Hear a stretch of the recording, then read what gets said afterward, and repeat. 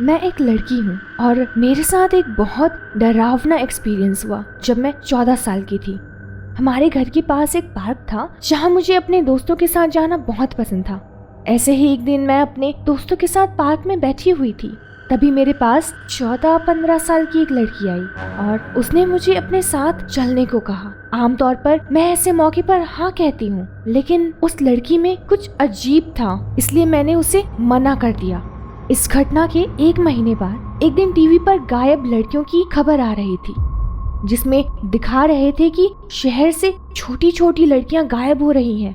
कुछ दिनों बाद मैं अपनी दोस्त के साथ पार्क में बैठी हुई थी। उस अजीब लड़की को फिर से देखा। आज वो छोटे छोटे बच्चों के साथ खेल रही थी। मैं कंफ्यूज थी कि एक 14 साल की लड़की इतने छोटे बच्चों के साथ क्यों खेल रही है। कुछ देर बाद जब मैंने वहाँ दोबारा देखा तो वो सारे छोटे बच्चे उस अजीब लड़की के साथ वहाँ से गायब थे। उन बच्चों के पेरेंट्स भी उन्हें ढूंढ रहे थे। तभी मैंने उस लड़की को एक तरफ जाते हुए देखा। मैंने और मेरी दोस्त ने उसके पीछे जाने का सोचा। कुछ आगे जाकर वो लड़की काले कलर की वैन में बैठकर चली गई। मैंने उस वैन की फोटो ले ली। अगले दिन पुलिस ने हमें बताया कि पुलिस को वो वैन समुद्र के किनारे खड़े एक बड़े पोर्ट के पास मिली है। मैं और मेरी दोस्त ने डिसाइड किया कि हम वहां जाएंगे और इसकी छानबीन करेंगे।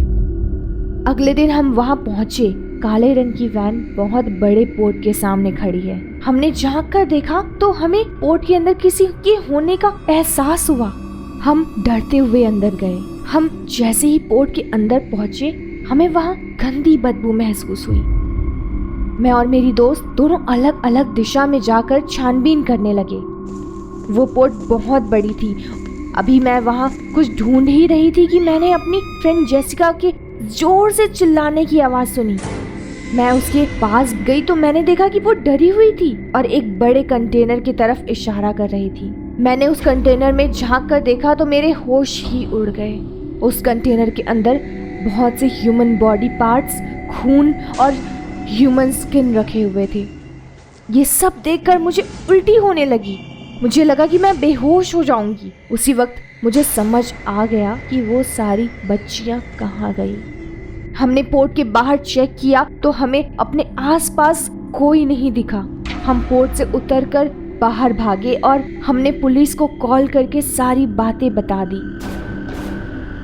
1 हफ्ते बाद पता चला वो सभी लड़कियां जो गायब हुई थी, उन्हें पोर्ट के बेसमेंट में लाकर मार दिया गया था। जो भी इस गुनाह में शामिल थे उन्हें पुलिस ने गिरफ्तार कर लिया और उन्हें फांसी की सज़ा हो गई। आज भी उस कंटेनर में देखी गई वो चीज़ जब भी मुझे याद आती है, मेरा मन उल्टी करने जैसा होने लगता है। मैं और मेरी दोस्त ने ये डिसाइड कर लिया, अब हम कभी दोबारा जासूसी नहीं करेंगे।